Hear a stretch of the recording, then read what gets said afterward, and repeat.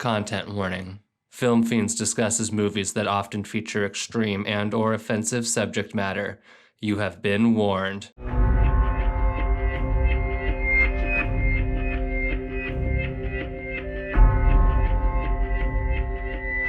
Hello, everyone, and welcome back to Film Fiends, the podcast where we talk about all things related to horror film. My name's Alex. And this is Bryant. And thank you for coming once again to our second episode, which, again, if all things go to plan, should be releasing Friday the 13th. Ooh, yeah. We just happened to land on two dates that we were really excited about. The first, of course, being Halloween, which we did get released for our first episode, October 31st.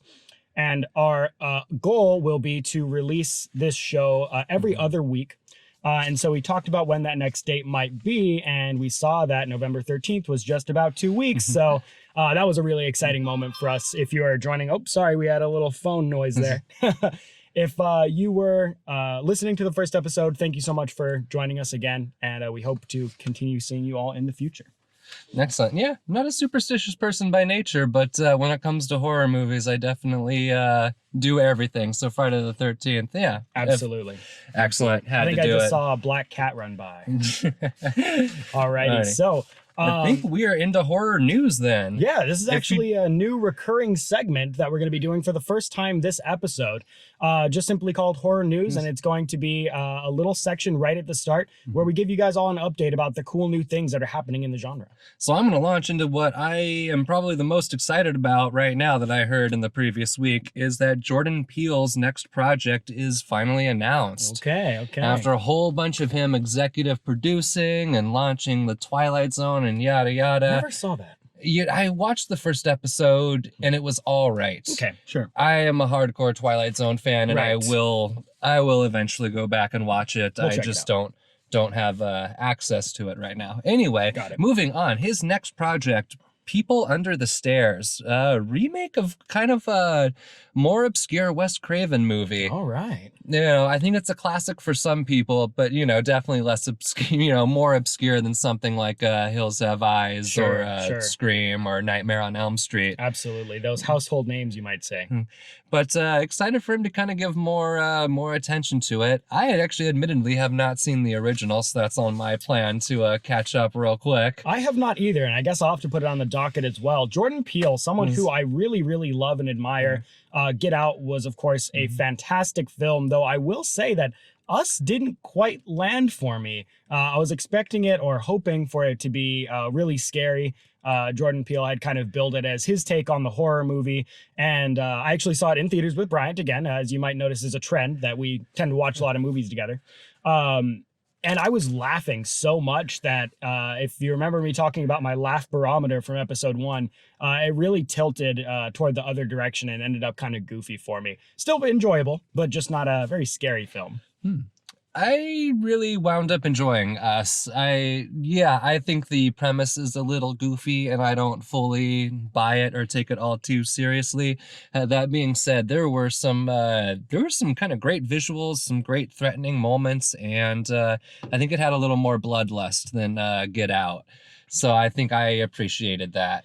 I think there's the one big exterior of the house where the whole family gets killed right in front of you, kind of splattered on the glass. That was a nice scene. I just was unfortunately laughing the whole time. So right, it was just something a little more with an edge to it. Right. I love Get Out too, but there was that little bit of Us that I liked. So sure. That he's picking a project like People Under the Stairs that I kind of peeked at the synopsis a little bit, and it's kind of a grimy, kind of weird, like threatening children kind of movie. So I'm kind of interested to see if this one has a little teeth to it too. Yeah, I'm excited for that as well. So moving on from Jordan Peele to probably my next favorite modern horror director, Robert Eggers' third movie coming up. Robert Eggers coming off The Lighthouse after, The Witch. The Witch blew up, and then he followed it up with The Lighthouse kind of a few years later. It took him a while to get that one, but it seems like his next one is moving along more quickly.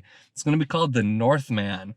It's going to be a 10th century Viking epic, and the cast is stacked. So I'm kind of definitely going to be anticipating this one. Who do we got on there? It's got Nicole Kidman, Alexander Skarsgård, Willem Dafoe. Oh, good, yes. Where he's coming back to people that he's worked with before. Ethan Hawke. who turns in some great performances every now and then. He's fine. I actually just He's watched totally him fine. in Boyhood, where it was that 20-year Yeah. long filmed thing. So That one was crazy. last thing I saw him in was like this 20-year span of Ethan Hawke acting. We got Bjork in one of her coming back to film again. That's nuts. She does it, yeah. And Anya Taylor-Joy my. reuniting back from The Witch. My So, God, one of my favorite actresses and someone who we may be talking about a little bit later. as Just well. May. What else do we got? We've had several big announcements of franchises coming back. The Halloween Kills teaser trailer was just on the YouTubes. Yes. So we got that coming. I don't know. It always gets me kind of going to see it. Sure. I liked that last one. I think that we got a lot of the same behind the camera talent coming back for it. And of course, we got Jamie Lee Curtis too. Yeah, we did like that. I think as we mentioned last episode, we were fans of the new Halloween kind of, I guess, reboot sequel is kind of what it is, because it's a sequel to the original Halloween movie, ignoring the rest of the sequels in the franchise. The sequel to Halloween called Halloween. Right, exactly. Like, the least confusing thing since Xbox One, Yeah. which is actually the third of the Xboxes. Exactly. But anyway, crossing wires a little bit there. That's funny. So yeah, we got a new Halloween. Also on the big franchises coming back. Texas Chainsaw Massacre. All right. We don't got too many specifics on that yet. I think we Sure. just had a teaser image, but it's always good to see. You gotta keep the horror aesthetic with the Texas Chainsaw Massacre. It's kind of hard to stray too far from what people like about it. Let's just hope it's in 3D. Am I right? Yeah, that's always been the strongest entry in. Oh yeah, Texas. I think it's actually was just called Chainsaw 3D or something, or Texas Chainsaw, but without the. I don't know. Whatever. I hate the trend of sequel titles getting shorter. Getting shorter and shorter. Getting shorter and not having numbers. Yeah, we're going to Star Wars 9, just called Star. Yeah, exactly. These wars. Oh yeah, Wars. the wars. The Yeah, wars. Exactly. The wars. All right. And And I then think one more? the last one back is the new Saw. I think they're going to be calling it Spiral this time. Good. Chris Rock is coming back, I think, as an executive producer role, and I want to say also in front of the camera. Did you say coming back as in he's been involved before, or? Oh no, I mean just. Okay, just out of Yeah. curiosity, because that was one of the most interesting things to me about this new one that's coming out. I'm kind of neutral on Chris Rock. He's never been, super huge or influential in the things that I've watched. I mean, of course, he is in the wider world incredibly huge and influential. Just in terms of my own viewership, he never had like a huge role for me that really kind of got him in. But I suppose it's just not the first thing you think about. Right. Right. Not the first choice I would make, or not the most obvious thing. exactly. So that it is so surprising intrigues me. I'm imagining his really bombastic, like comedic style, like as the killer is coming after him, and it just ends up being a goofy kind of juxtaposition for me. So I'm not sure if you can see it that way. I'm imagining I guess Rush I'm Hour. seeing it. Him trying to be playing it a little more low key than gonna be serious. I see him trying to kind of emulate what Danny Glover in the first movie. I think he absolutely could. I'm kind of just being goofy here. But Yeah. all right, so I think that's about That's it. it for horror news. For horror news. We hope you guys are excited about those announcements as we are. We're really looking forward to a lot of that. That touches on some of our favorite things of all time, and some new stuff coming up. I did mention only very briefly in episode 1 about The Witch, and I want to just say here as well, The Witch is one of my absolute favorite modern horror movies, top 5 if not top 3, and Lighthouse was a trip and a half as well. So yeah, anything that I always get his name wrong because I mix it up with the Eggers. the Robert Eggers. Robert Yes. Eggers. And who's the movie reviewer? Roger Robert Ebert? Roger Ebert. Right. Yes. So in my mind, those are just like not happening. They totally mix for me. Anyway, with that, we'll be moving on to our main topic of today, which is Scream Queens. We spoilered this a little bit in our first episode and wanted to give you guys an idea of what you're going to be coming into today. And so we're going to just kind of jump right into it. For those of you who may or may not be familiar with the term, we're going to start off by defining what a scream queen is. The only difficulty there is that it's not necessarily a very defined or agreed upon term. There's kind of a nebulous thing that most people can agree on, but what we're going to do, as with last episode, is give you guys a definition from each of us to try and paint the whole picture of what a scream queen might be. So for me, a scream queen is a female actress that's iconic in the horror genre for playing multiple protagonists within horror movies. The term is used to denote a reverence within the fandom and, more recently, a feeling of female empowerment. Well, yeah, I don't think my definition's going to stray too much from yours on this one. I think there is a tendency to kind of conflate the issues of Scream Queen with Final Girl, as indeed a lot of Scream Queens are Final Girls. I think when you talk about their importance to the genre, those things can cross over quite a bit. However, I have a very, very broad definition of Scream Queen, I think. For me, it is an actress known for her work in the horror genre, having played at least one super iconic role. Is it just one, though? Do they have to have multiple? I would say it's either one super iconic thing that you can point to, or a vast body of work. Got it. Because I think there's been a couple that may not have been in movies that have been seen by everybody or super on everybody's radar. But if you've just been in 20 horror movies, like you're kind of in the club. You count. You put in the work. Exactly. Cool. And it's not tied to, for me, it's not as tied to any sort of particular role. Either. It's not necessarily a final girl. Because there's definitely other super iconic female characters and icons that are very much different than that. Right. And also not necessarily a protagonist is what I'm hearing from you. And I did specifically put that in my definition because I think that's a little bit of a rift with us as well. We'll get into that a little bit later. But I think for me, definitely to be a scream queen, I kind of have to be rooting for you. I want to be following your goals and kind of have you on my side. Otherwise, if you're a villain, I think that muddies it a little bit for me. You can still be an iconic female villain, and that's totally fine. But I just don't think for me that's the same thing as a scream queen. So, in case that wasn't confusing enough for you, if you haven't heard the term before, that's kind of what we're working with. Exactly. I'm the kind of person that's all going to include a great female villain. Sure. If it's iconic enough. Hilariously as well. I mean, I love my villains, usually more than I love my heroes. But yeah, I'm strict with my definitions. You got to meet the criteria. Okay, so I can see that. Right. Yeah, exactly. So moving on, we're going to go on to the history of scream queens. Where did the term originate? What did it mean early on to the horror genre? How were women in horror codified and utilized? And what roles did they play within the genre?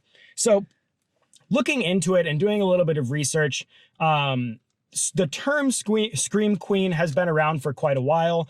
Of course, women's presence in horror has been intrinsic to the genre since the very, very early days.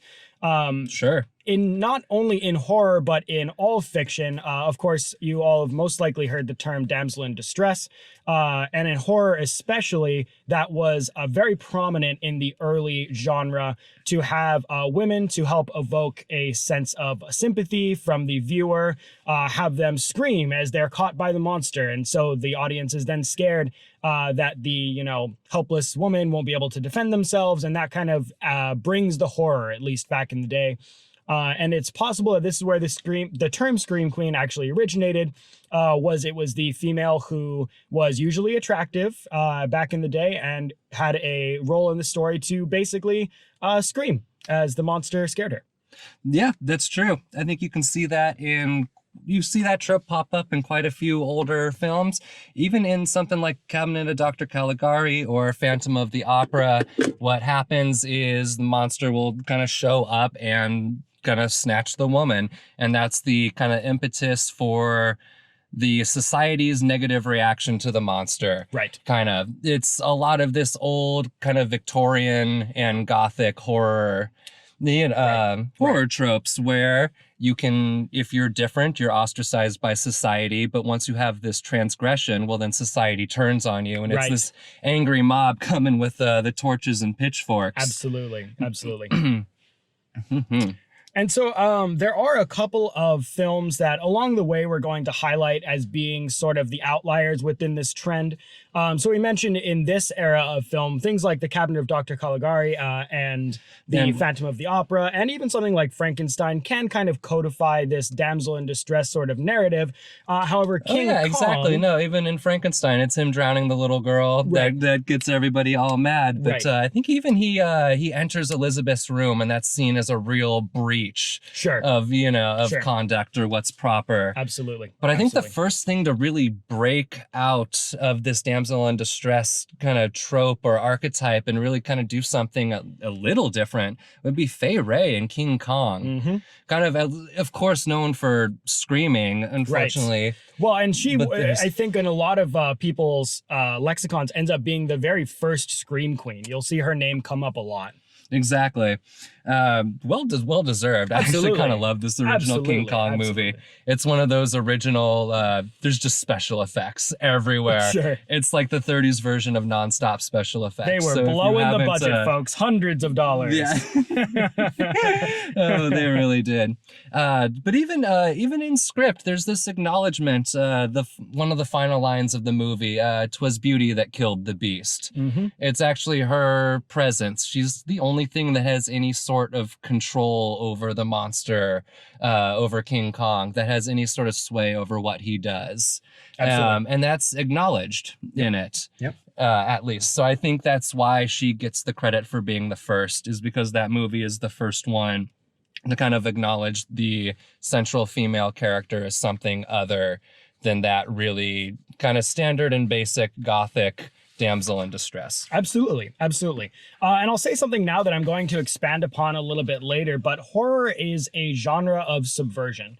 And part of making a horror work, especially a horror film, is taking societal expectations and turning them on their head.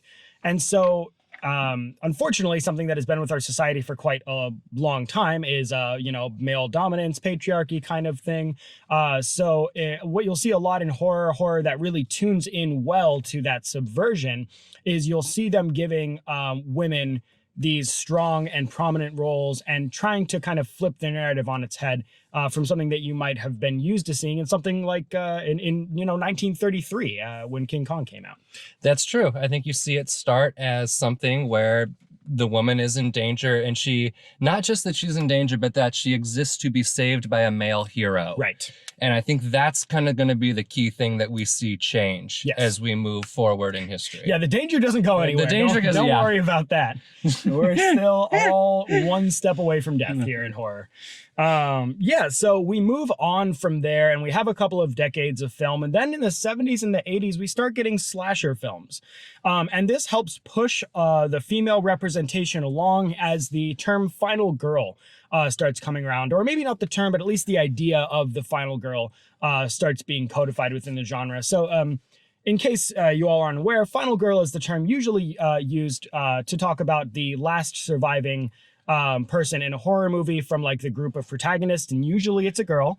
And a lot of the times it can be kind of conflated with this idea of like innocence, like the most innocent, the most good of the girls is the one that gets to survive. But that's not always how it is. It's just a trope that kind of came into light around this time, or at least came into vogue around this time. That's true. I think you really see that in just very few isolated examples, such as Friday the 13th. I think that's the one series that really hits the virgin thing really super hard in the punishment readings. Right. There's a lot of honestly what turns me off about that franchise is I think if you look at a lot of the other, and for me, more influential franchises, you see a very different narrative kind of pop up. Absolutely. Than this standard following all the rules, not having sex, not doing drugs or drinking alcohol. You break the rules, you get killed. Exactly. Right. I just don't see that as the most prevalent thing. I think Friday the 13th also suffers from being a little bit ham-fisted overall, not only in its attempt to kind of portray innocence and purity as being this really revered aspect, but also in how it's just it's very violent and it's very straightforward and there's not a lot of subtext. It's not really trying to teach you any lessons or tell you anything about society. It's kind of failing on the subversion front. It's just giving you a bunch of teenagers that get killed, which, I mean, can be entertaining. Final Destination is another example of this, where it's kind of just a bunch of people dying, and you know, there's, I guess, a space for that in the genre. But yeah, when we're talking about you know, the stars of representation, the things that really bring Scream Queens out into their own, Friday the 13th, unfortunately, is going to be kind of our negative example in a way. It really is for me too. I think what you see in a lot of those lesser examples is a lot of the trends of the copycatting within the genre. Yep. When you kind of look at how these kind of narratives come together and kind of what codifies all of these tropes into kind of something that we call a slasher film, right, or even the trope itself, such as a final girl, things are way more reflexive than actually intentional. Right. People are copying what's successful.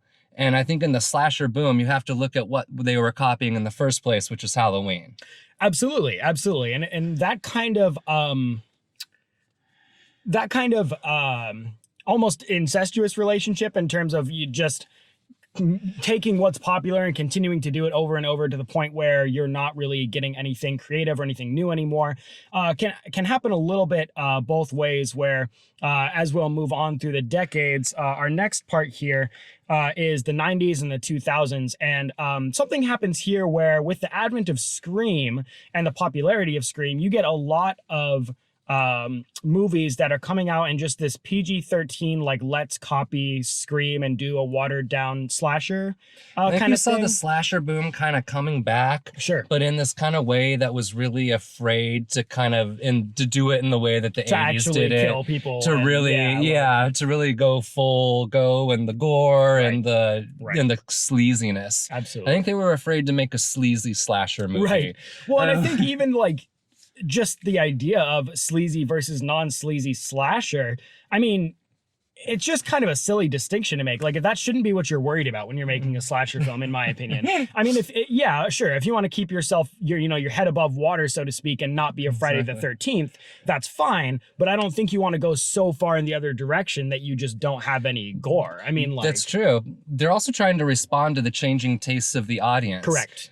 Something like the slasher was something that, boom, hit in 1978 with Halloween, and kind of by 1984 was burned out. Right. A lot of the stuff you see after that were all of the franchises that were still kicking out sequels. Sure. But it really, just consumed itself so quickly. Absolutely. Absolutely. And just to take a little half step backwards to finish out the 70s and the 80s, there were definitely some strong female icons being represented in these movies. One that I'm going to point out, and we'll talk about a little bit more later as well, is Sigourney Weaver in Alien.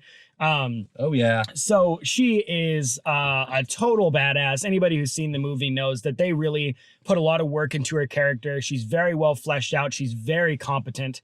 And it's kind of, in my mind, a breath of fresh air in a lot of ways to see not only a female main character, but a female main character that doesn't get naked and doesn't have any sort of objectification that you might expect.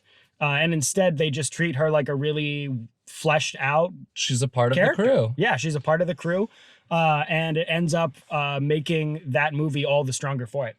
And to finish up with the 90s and the 2000s real quick, there's not to say that there isn't anything worthwhile in that period. Of course, it's 2 decades. There were still a lot of great movies that came out and a lot of things that did push female representation forward. There just was, unfortunately, a lot of those copycat style films that came after Scream that didn't have any interest in actually bringing something new to the genre, or especially have any interest in like creative integrity.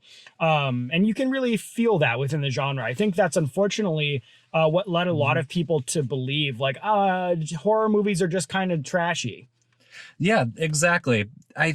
there's an inclination to attribute the popularity of kind of some of those little more unsavory tropes to people's lesser nature. When you're on the outside looking in, people see people rooting for the killer because they can see that you're in the killer's point of view, stalking these people. Literally. Exactly. So I think there's a disconnect from some of the people on the outside looking in of saying, well, how are you sympathizing with these teenagers? You're literally in the point of view of the killer, stalking this. But you kind of have to take a step back and look at the history of where that comes from, which is those Italian giallo movies, which were these murder mysteries that wanted to show all of the gore, but still needed to keep their murderer a secret, so that their plot would work.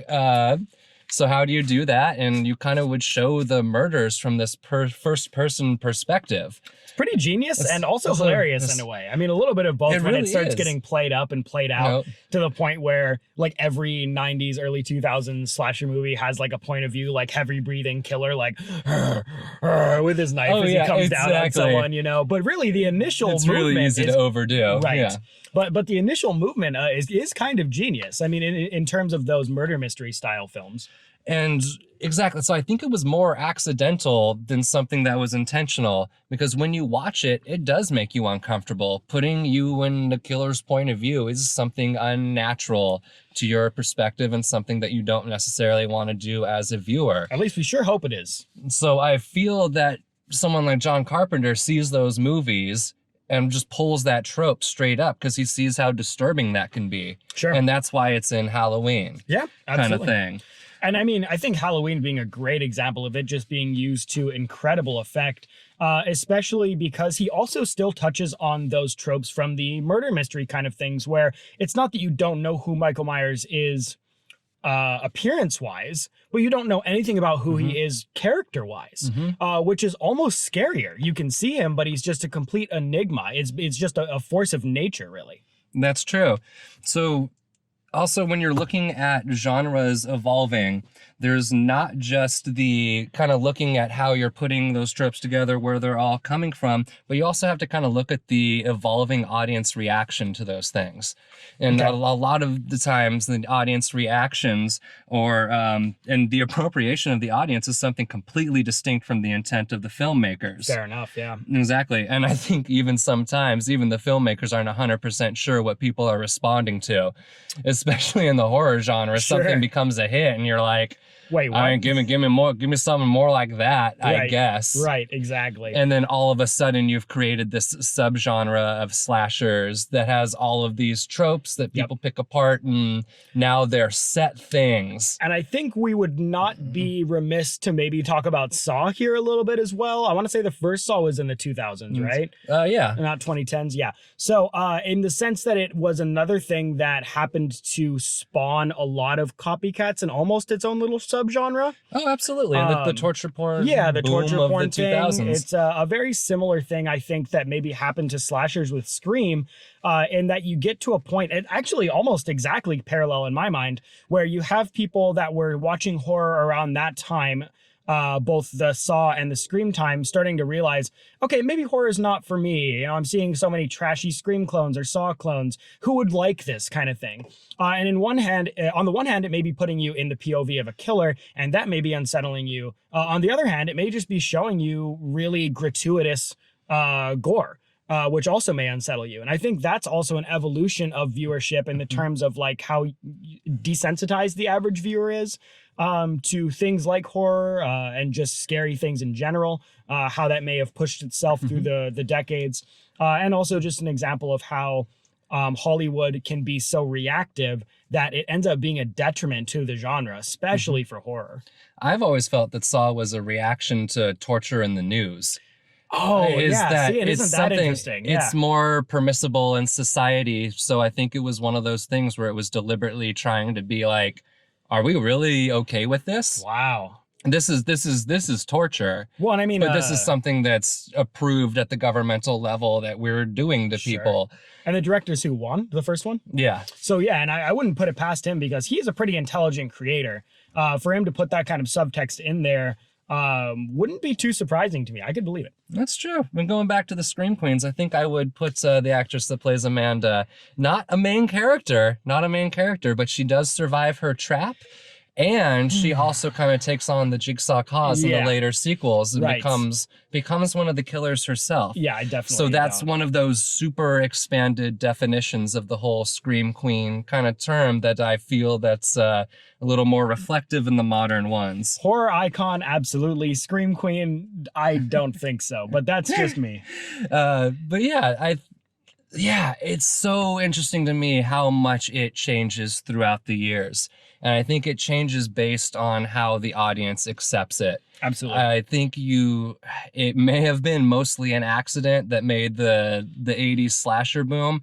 But I think what's important is that people picked out that these women were not just damsels in distress, but they were actually able to turn the tables on the killer. Yes. Take the power themselves, flip the tables, and save themselves. Literally empowering themselves. Exactly.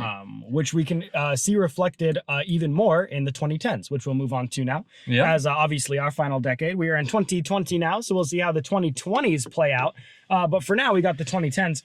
And this is where, in my mind, horror really begins to embrace its female representation and push the envelope forward when it comes to using the Scream Queen, the final girl, or just the female horror icon as a emblem of female empowerment.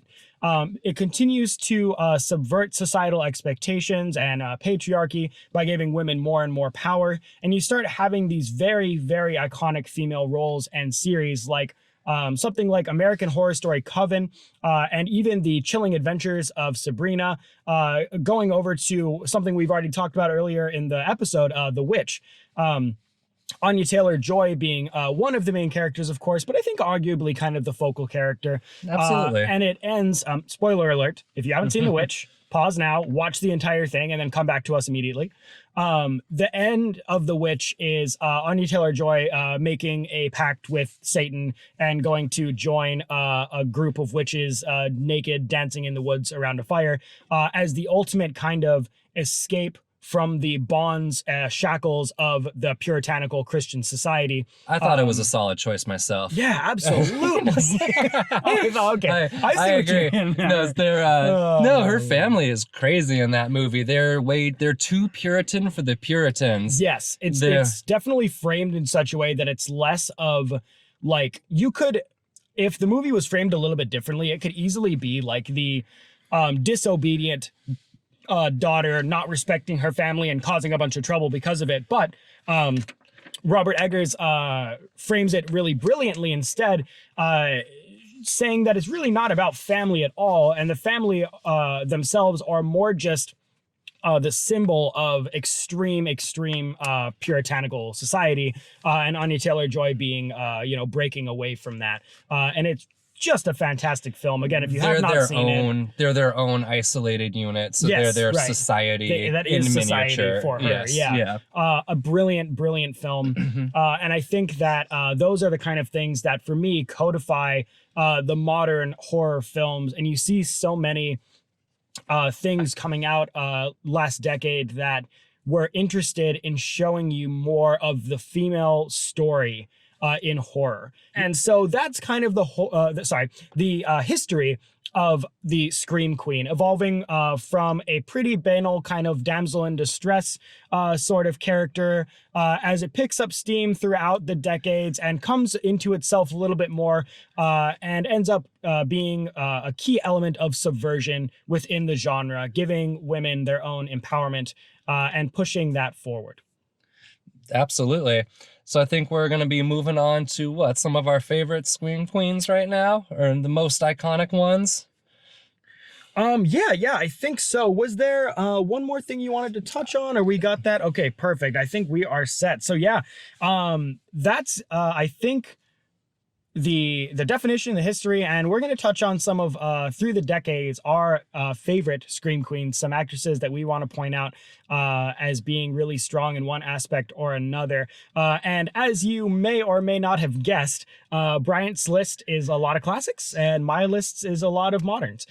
So, Bryant, did you want to start us out? Yeah, absolutely. The one thing I really wanted to talk about is three of my favorites that were in three of, I think, the biggest franchises, most influential franchises.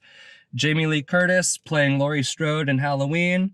Heather Langenkamp playing Nancy Thompson in the Nightmare on Elm Street films. And Neve Campbell playing Sidney Prescott in Scream. Great choices. For me, these are the three that really exemplify it.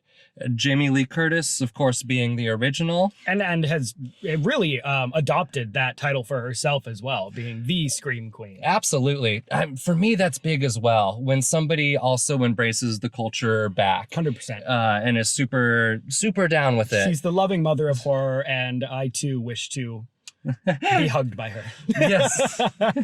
Oh, exactly. I hope she survives the next two Halloween movies too. Oh man, can you imagine? Exactly. That's the thing. She's still in them. She's still playing Laurie Strode, kind of with it all coming back. They really created the character that will never die, that will always survive, and that will last. She actually becomes Jason for the next Friday the 13th film. Oh yeah, there we go. She pops on the mask and shows him how to do it. Exactly. Oh man, that's funny. But past that, I actually think it's Nancy Thompson in A Nightmare on Elm Street that becomes. Yeah.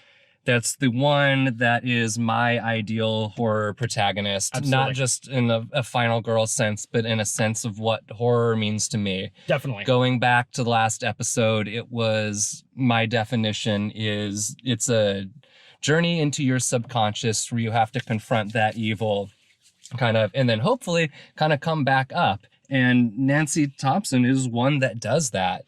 And it doesn't happen often. Going down into the dream world to fight Freddy Krueger is literally my definition of what a great horror movie is. Absolutely. And she is one of the most proactive final girls in all of horror history. It's great. She doesn't just kind of survive on a whim.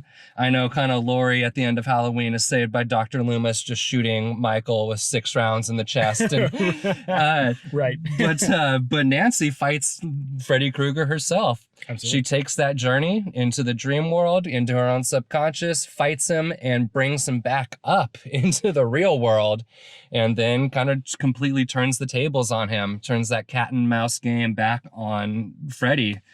So she is one of the best. And then in the sequels, the third one, she really becomes that guiding figure to the new group of kids that are kind of dealing with Freddy.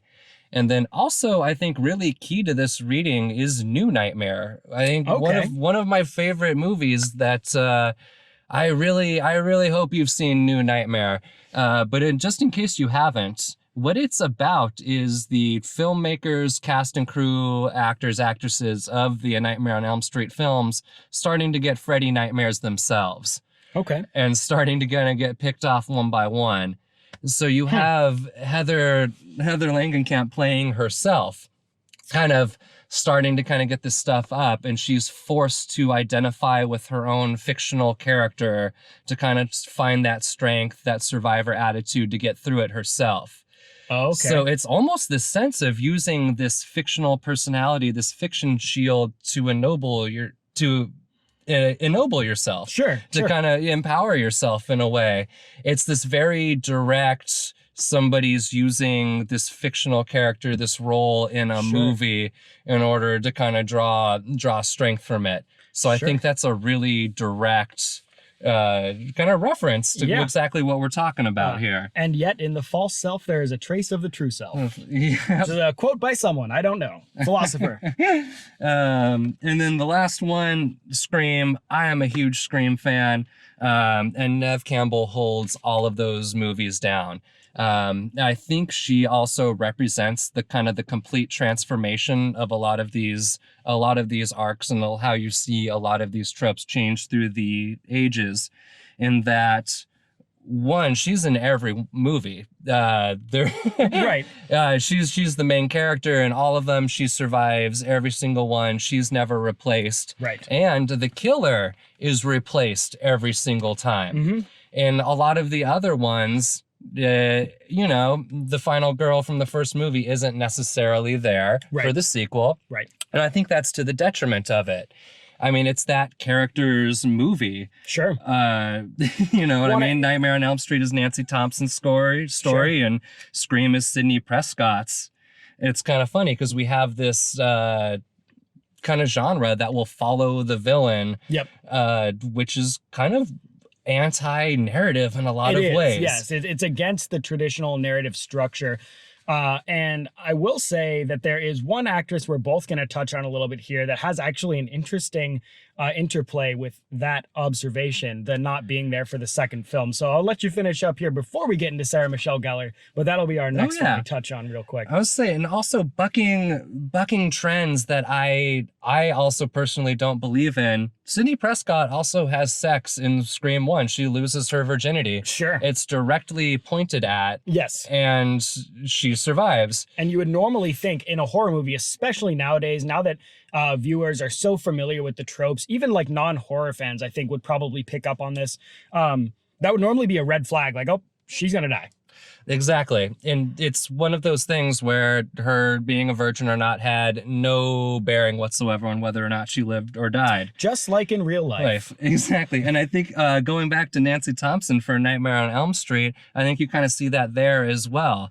I think what you see is a lot of the people that die are the ones that are trying to avoid the problem. They're just trying to stay up. Sure. They're trying to stay up late. They're not trying to deal with the issue. But it's her proactiveness and actually taking that subconscious journey that's why she lives, not because she abstains from drugs and sex the whole time. And that's also a great message as well, because I know Bryant has mentioned before that he's uncomfortable with the punishment readings from some of these films where, if you break societal norms, that's why the killer comes after you. I think that's especially pointed when you are dealing with female-led narratives. You don't want to be the person nowadays that's telling girls that they can't have sex or do drugs or whatever else, imposing those kind of rules. It's just not where you want to be in the horror genre right now, or really in society, in my opinion. So I think that the strongest films are currently the ones that subvert that trope, just like the one that you mentioned, Scream, where it's kind of directly saying, no, it's actually the fact that she's proactive about it and the fact that she's empowered to make these decisions that enables her to survive the threat, which is much more realistic and also a lot healthier. When you imagine being, a young woman watching these horror franchises and you think about the fact that every time a girl steps out of line, they get killed. I mean, what kind of impression is that going to leave with you? Exactly. And kind of in an extension of that note, I think the ability of a horror audience's to relate to these final girl characters is sorely undervalued by a lot of people looking in. I swear, sometimes when you kind of hear the criticisms, it's all the killer-centric, the punishment readings. But these movies aren't wish fulfillment fantasies about being like a paranormal being that stalks people in their dreams, seeking revenge on everybody that's ever wronged you. At least they certainly shouldn't be. And you can very easily tell when they're written that way, and they're very bad. If you identified with Freddy Krueger, I would be a little worried. Yeah. Exactly. Yeah, absolutely. Because you're identifying with the final girl. You're identifying with that character. You're not also identifying with a lot of the other characters that kind of die, that are the secondary characters, which can kind of be a little confusing. Sometimes what's specific within the text can be universal when applied to the audience. Absolutely. Wow. I kind of think about Joseph Campbell's Hero with a Thousand Faces that kind of taught me this, is that when you have a destined character in a movie, sometimes it's really easy to have someone complaining, oh, what makes them so special? They're destined and everyone's not. Sure. Well, that that's the difference between the fiction and the reality. Right. Is that as the audience, every single member of the audience is putting themselves into that destined character. We all get to be special. We all get to be special. When you have a single destined character in a fiction, it doesn't mean that destiny applies to only one person. That actually applies to everybody in the audience. Sure. It actually ennobles everybody and not just a specific one or few. And I think that can also be applied to this final girl stuff as well. Definitely. I think that's a really cool way to look at it, and almost a more interesting and engaging reading than the hero thing, which is absolutely true, and everybody loves to put themselves in the shoes of the hero. But if people approached it the same way, approached viewing the final girl as they did the same way they view the hero, a lot more people may be able to get something out of horror than they thought they would. Oh, exactly. I mean, you talk about trying to get something out of a text. If you're not identifying with the main character, well, then I'm not exactly sure what you're getting out of it. It can be tough. Exactly. So those are my big three. I think I'm about to kick it over to you. Say, what are some of your favorites? All right, so you all just heard Bryant's favorites, some Scream Queens that he wanted to highlight. And like I mentioned just a moment ago, Sarah Michelle Gellar is a big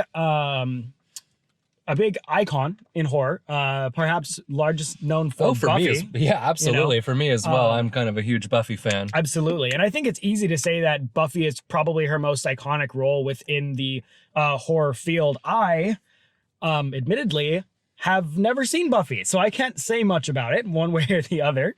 But I know that it is hugely influential, extremely iconic, and it at least has horror dressing. Exactly. And kind of going back to what we're talking about the evolution of the genre, she kind of represents an end game to the woman stalked in an alley trope. Yes. I don't know if you've heard, the original pitch of Buffy the Vampire Slayer was cute blonde girl walks down an alley alone at night, is threatened by some supernatural monster, which she just stakes in the heart, and problem solved. God, that's awesome.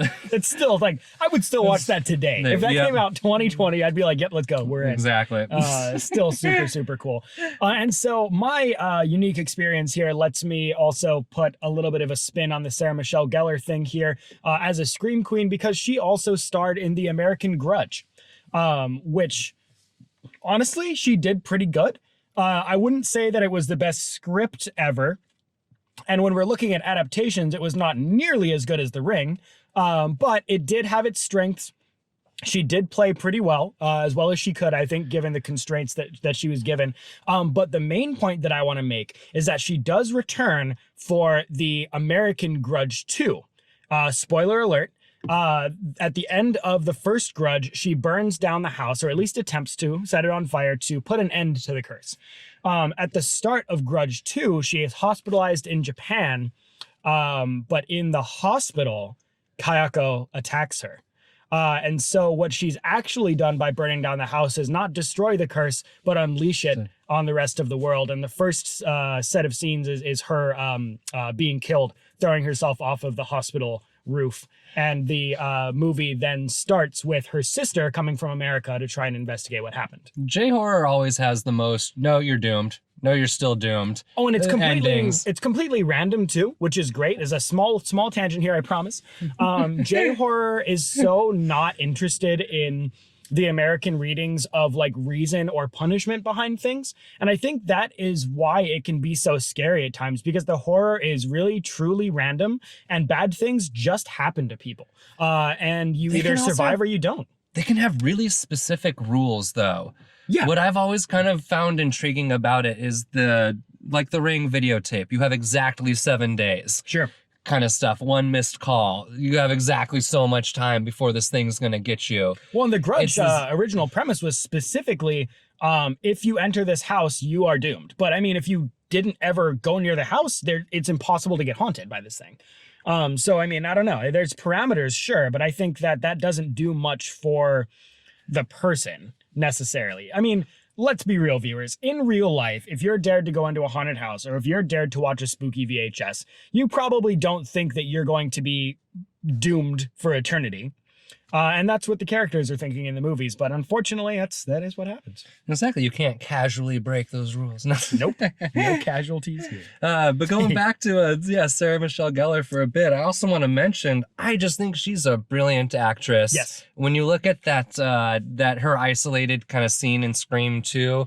I don't know if you recall the specific one, but she's the sorority sister, where she's kind of in one scene, but it's this big 10-minute long horror set piece where it's kind of trying to recreate Drew Barrymore at the start of the first one with Sarah Michelle Gellar, because she was super hot Real at the big time. at the time. She was Real huge. Big, yeah. I think it was coming off of I Know What You Did Last Summer as well. So it was Buffy, I Know What You Did Last Summer, Scream 2, Grudge. Got it. So yeah, no, that late 90s, 2000s, yeah. She was really on it. She was an icon. So I love it. Still is an icon for me. Absolutely.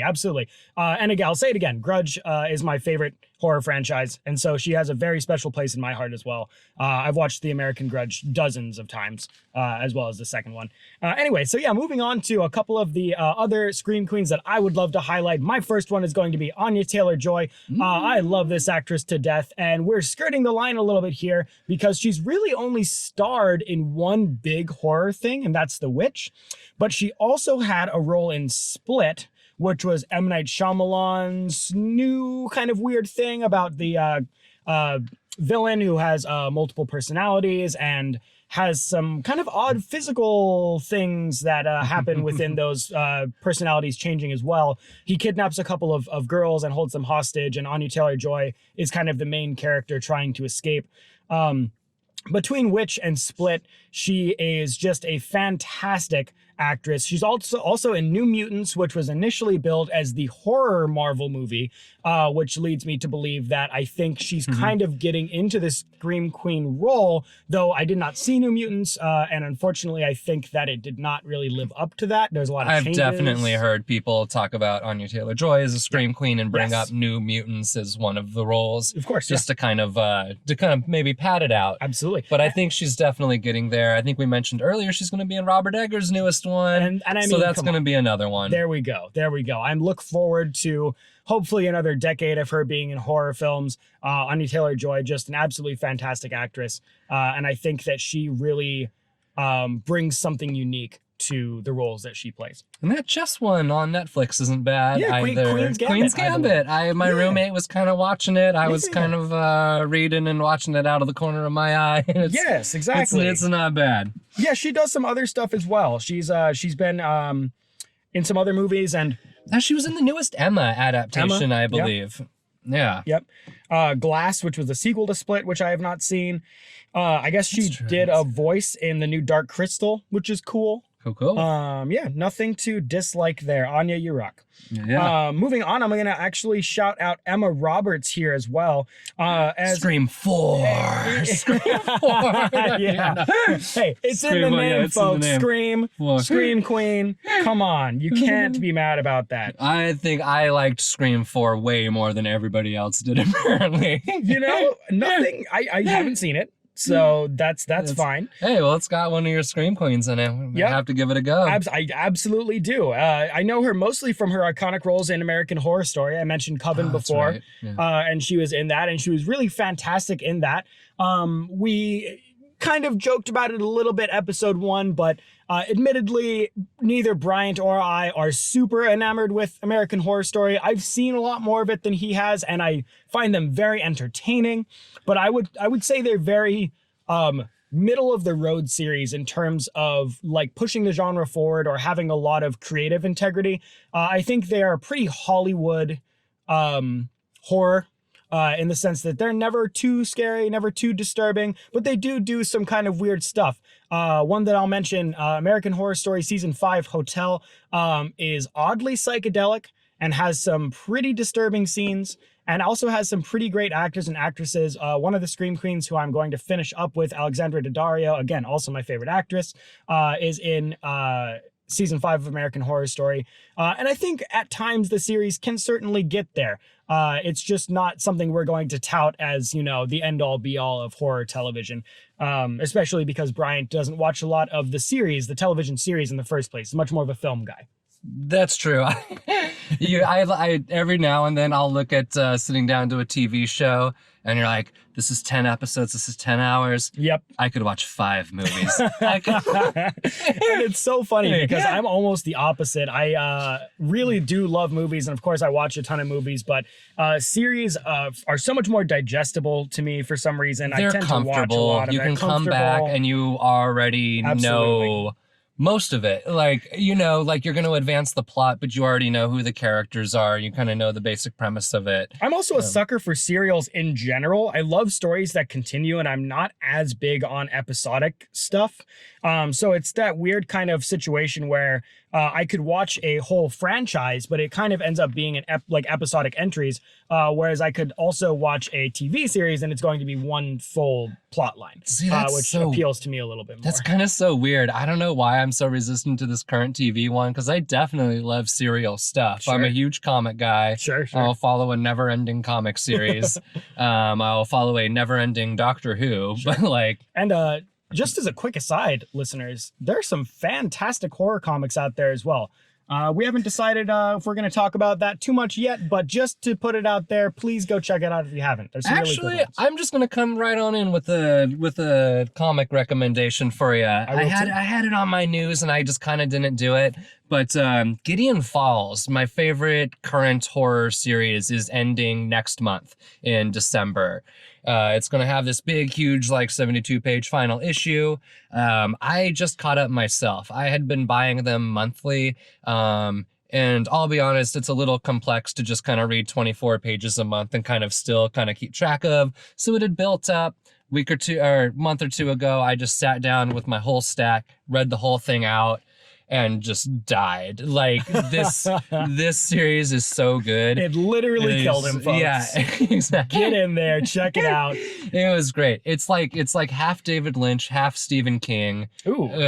It's really Twin Peaks. Yeah. Okay. It's really Twin Peaks, Black Lodge kind of stuff with like Stephen King's multiversey, like Dark Tower kind of. I actually didn't realize there was a multiverse aspect. That's cool. Yes, there's a multiverse aspect. Okay. And it's okay. really weird. I did not realize it at first, but yes. How interesting. All right, I will real quick shout one out as well then. Harrow County is another absolutely fantastic horror comic series. If you ever have the chance to check it out, they do have library editions currently, nice big beautiful hardbacks. That's kind of how I usually like to consume them. Like Brian said, it can be a little bit tough trying to go from 22 to 24 page issues just once a month.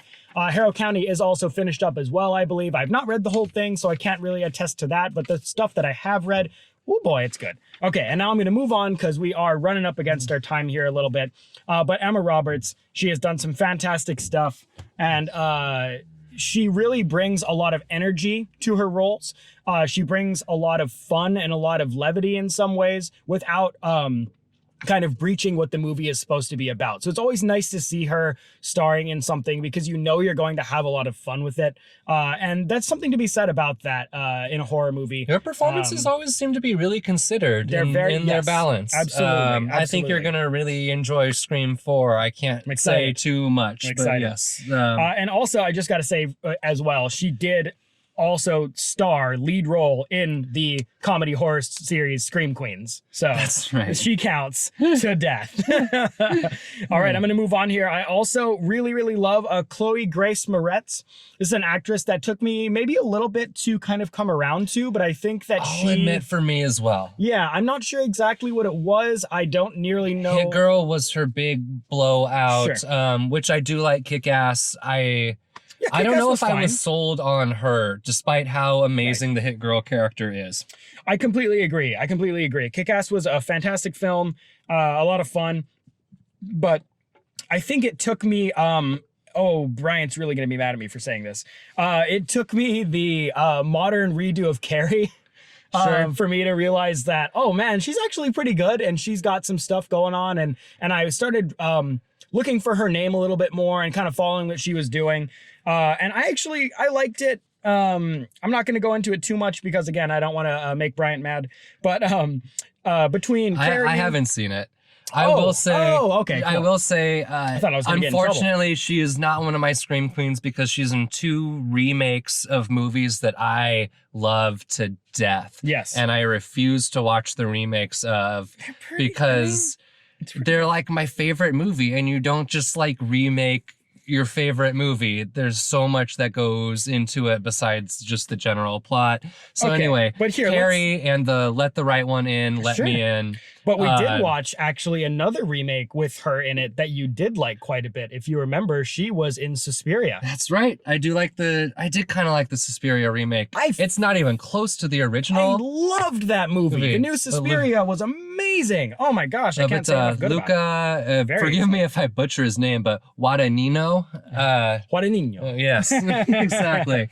I actually just got hella sold on him too. I'm watching his current HBO miniseries. Okay. The We Are Who We Are, and he absolutely sold me 1000% going through that. So I may need to go through and kind of revise my opinion on his whole filmography. Fair enough. But we're not talking about art house Italian directors. We are talking about Chloe Grace Moretz. Chloe Grace Moretz, who I think she's really come into her own. I think she's figured out what roles work for her as an actress, and I think that the stuff that she's coming out with nowadays is really fantastic.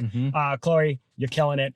Keep doing what you do, and I love what you're doing with the horror movies. Keep making it. And I actually want to shout out, before I move off of Chloe, one non-horror role that she was in. The Clouds of Sils Maria, which is kind of an odd art house movie, but she was so effing good in it. It was great. The Clouds of Sils Maria, it's about an aging actress played by Juliette Binoche who has this new role in a new movie. Kirsten Stewart's also in it, by the way. She's the actress's like personal assistant. She had a great role. She is playing so against type in it, where she's kind of like nerdy, super booky, kind of like knows everything, super connected on her phone kind of thing. She had a great performance as well, but Chloe Grace Moretz is playing like the tabloid starlet that this actress is also cast with. The starlet that the news media hounds, who's always doing ridiculous things, is making all of the, splashes in pop culture. Nice. And Chloe kills it. That's awesome. She is so good in it. And I just had to say before we move on, no, that's perfect. That was what sold me on Chloe as an actress. That performance was amazing. That was The Clouds of Sils Maria. And you say that's an art house film. I couldn't tell with a title like that. Yes. All right. We'll go on to my very last one, who I did mention a little bit earlier in the podcast as well. Alexandra Daddario. I'm going to mention her name whenever I can because she's my favorite. But she actually played in a couple of different horror things. She played in We Summon the Darkness, which was a 2019 thing, a little bit earlier. Yeah, that's right. Yeah. A little bit earlier, she did American Horror Story Hotel. A little bit earlier than that, she did True Detective, which, while not horror, does some weird kind of spooky stuff. And season 1, you get a little bit of it's a little metaphysical. It feels a little Hannibal at times, which I think makes those wires cross for me a little bit. But the big one, the one that cements her as a scream queen in horror, she starred in Texas Chainsaw 3D, baby. That's right. I actually set that up earlier in the episode because I knew we'd be coming back to it. Case closed. But episode over. We're done. That's it. We're out. That's it. Film Fiends signing off. Oh my God. Kidding, of course, but just wanted to give a shout out there.